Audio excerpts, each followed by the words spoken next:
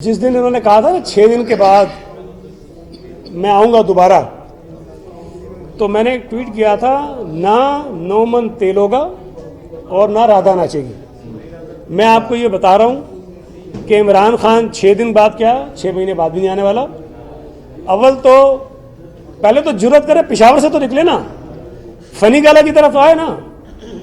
जिस आदमी के अंदर इतनी हिम्मत नहीं है कि वो खैबर पख्तूनख्वा का बॉर्डर क्रॉस करके किसी और सूबे में किसी और मुल्क में जा सके। भाई तू पाकिस्तान का लीडर अपने आप को कहता है, तू कहता है मैं पाकिस्तान का मकबूल तरीन अवामी लीडर हूँ।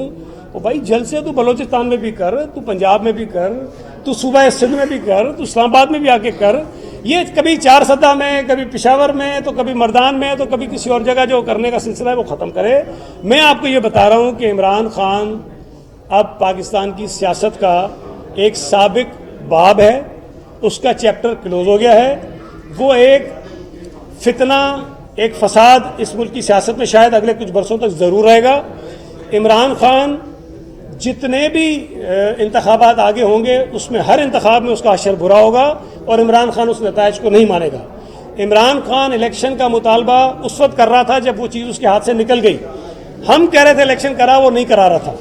अब वो करवाना चाहता था तो उसने जो अपना वो धांधली ज़दा एक निज़ाम बनाया था उसके ज़रिए अब ये तरामीम हो गई हैं। जो बददियानती पर मबनी तरामीम पीटीआई की हुकूमत ने मुसल्लत की थी वो ख़त्म हुई हैं। अब मैं समझता हूँ कि तमाम सियासी जमातें इंतखाबात के लिए किसी वक्त भी तैयार हैं, लेकिन ये इंतखाबात इमरान खान की ख्वाहिश के मुताबिक नहीं होंगे। अब ये इंतखाबात उस वक्त होंगे जब वफाकी हुकूमत में बैठी हुई तादी जमातें फ़ैसला करेंगी। और मैं आपको बता रहा हूँ इमरान खान का हशर जो है वो हर इलेक्शन में बुरा होगा। 18 का जो मुतनाज़ा तरीन इलेक्शन था जिसमें पीटीआई को जितवाया गया था, बाकी जमातों को हरवाया गया था, उस इलेक्शन में पीटीआई को 28% वोट पड़ा था, 28%। और जो इस वक्त हुकूमत में जमातें बैठी हैं उनके पास 70% वोट 2018 के इलेक्शन के मुताबिक मौजूद हैं। तो ये आज भी अवाम की नुमाइंदा हुकूमत है। लेकिन जो खूनी इनकलाब की बात करते हैं, जो इस्लामाबाद में धरना देने की बात करते हैं, अगर उनको सुप्रीम कोर्ट से ये ऑर्डर ना मिले कि इनको गिरफ्तार नहीं करना तो ये इस्लामाबाद नहीं आएंगे। और मैं ये समझता हूँ कि ये ऑर्डर भी मेरी समझ से बाहर है। सुप्रीम कोर्ट है, बाइख्तियार है, मौजूद हैं, मोतबर हैं, मौजूद जज साहिबान हैं, फैसला वो कर सकते हैं। लेकिन ये बात मेरी समझ में नहीं आई कि ताहुक्म सानी उसको गिरफ्तार नहीं करना। भाई उस वक्त तक तो मैं गिरफ्तार नहीं हो जब मैंने कोई जुर्म ना किया हो, लेकिन मैं यहाँ से निकलूँ जाके गाड़ी का शीशा तोड़ दूँ तो कोई कैसे कह सकता है कि इसे गिरफ्तार ना करें।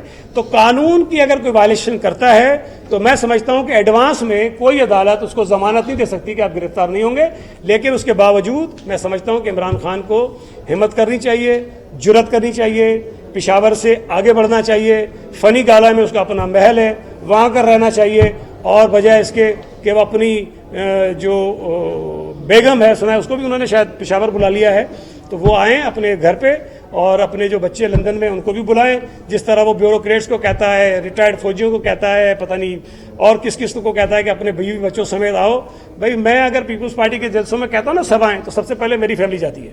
मैं ये नहीं करता कि अपनी फैमिली को घर में बिठाऊँ और बाकियों को आ जाओ। इमरान को भी चाहिए कि कासिम को भी बुलाए, सुलेमान को भी बुलाए, टेरियान को भी बुलाए और बाकी जितने और भी इसके फैमिली के मेंबर्स हैं इधर उधर, उन सबको बुलाए जलसों में और फिर आके मुजाहरों में, इस्लामाबाद में धरने में, फिर बाकियों के बेचारे बीवी बच्चों को भी बुलाए ताकि उसके फैमिली खुद ज़रा उसको फेस कर सके। मैं बात हमेशा कहता हूँ कि देखिए पीपल्स पार्टी पर, नून लीग पर करप्शन के इल्ज़ाम लगते हैं कि ये हुकूमत में आए और इन्होंने ये करप्शन कर दी जो भी वो गिनवाते हैं। पीटीआई पाकिस्तान की वो वाहिद सियासी जमात है जो इक़्तिदार में आने से पहले ही करप्ट थी। और ये बात मैंने नहीं कही है। अकबर एस बाबर का जो केस इलेक्शन कमीशन में है फॉरेन फंडिंग का, उसमें ये साबित है कि ये जमात करप्ट है। इन्होंने जब टिकट्स बांटे थे अपने इंतखाबात में, इनके अपने लोगों ने असम्बलियों में खड़े होकर कहा है कि हमसे पैसे लेकर टिकट दिए गए। इस पार्टी के जब इंटरनल इलेक्शंस हुए पार्टी के अंदर, तो जस्टिस वजीउद्दीन अहमद के सरबराही में एक ट्राइब्यूनल बनाया इमरान खान ने कि तहकीकात करो। उसने कहा कि पार्टी के अंदर के इंतखाबात में करप्शन हुई है। जो पार्टी अपने इंटरनल इंतखाबात में करप्शन करे, जो पार्टी अपने टिकट्स बेचे, जो पार्टी अपने लोगों से चंदा ले और उस चंदे को मिसयूज करे, उसमें करप्शन करे, तो ये पार्टी ही करप्ट है बेसिकली। तो जब ये इक्तिदार में आए तो फिर उन्होंने फराह गोगी और गोगे जो है वो पाले, और उन गोगियों और गोगों को बचाने के लिए ये सारा कुछ इस वक्त तमाशा हो रहा है। आज अगर इमरान खान को कोई कह दे कि गोगी को कुछ नहीं होगा, गोगों को कुछ नहीं होगा, तो इमरान खान सुकून से घर जाकर बैठ जाएगा। और जो उसने तोशाखाने से डाके मारे हैं, जो उसने और ड्रामेबाजियां की हैं, जो ट्रांसफर पोस्टिंगों के धंधे हुए हैं, पाकिस्तान की तारीख में कभी ऐसा नहीं हुआ होगा कि 4000 से ज्यादा लोग 4 साल में सिर्फ पंजाब में ट्रांसफर पोस्टिंग हुई है। और मैं नहीं कहता हूं, इनके अपने लोग कह रहे हैं भाई ओन चौधरी पीपल्स पार्टी का आदमी तो नहीं है ना, अलीम खान पीपल्स पार्टी का आदमी तो नहीं है, और बेशुमार इनके लोग हैं जो बताते हैं कि किस पोस्ट के कितने पैसे थे और जो मार्केट लगी होती थी और वो पैसे कहां कहां जाते थे, ये भी आपको पता है। तो इमरान खान की जमात करप्शन में पाकिस्तान को आगे लेकर गई है, और ये बात मैं बार बार कह रहा हूं, अभी भी इनके करप्शन के किस्से खुलकर सामने नहीं है, और इसीलिए इमरान खान लोगों की तवज्जो डाइवर्ट करता है। कभी वो ले जाता है अमरीकी साजिश की तरफ, कभी वो हक व बातिल की जंग बताता है, कभी वो इसराइल की बात लेके आ जाता है, और खुद जो है वो नरेंद्र मोदी का एजेंट बना हुआ है, चीफ पोलिंग एजेंट बना हुआ है, और उसकी इंतखाबी मुहिम यहाँ चला रहा है। आप ये सोचें कि पाकिस्तान का साबिक वजीर आजम अगर हर जलसे में ये कहेगा कि भारत की खारजा पॉलिसी आज़ाद है, भारत की खारजा पॉलिसी उस मुल्क के लोगों के हक में है, भारत की खारजा पॉलिसी जो वो खुद मुख्तार है, तो आप किसकी कैंपेन चला रहे हैं, किसकी इलेक्शन मुहिम चला रहे हैं? उस मोदी की जो कश्मीरियों का कातिल है, उस मोदी की जिसने कश्मीरियों की जिंदगी जीर्ण कर दी है, उस मोदी की जिसने कश्मीर में जुल्म बर्बरियत का इंतहा की हुई है। तो इमरान खान खुद जो है पहले इस बात का जवाब दे कि वो किस बुनियाद पर मोदी की इलेक्शन मुहिम चला रहा है, वो किस मुंह से कहता है कि जी वो अमेरिका से कुछ अगर लोग चले गए इसराइल, तो कहता है भाई वो तुम्हारे दौर में सारा कुछ हुआ है, इमरान के दौर में हुआ है सब कुछ।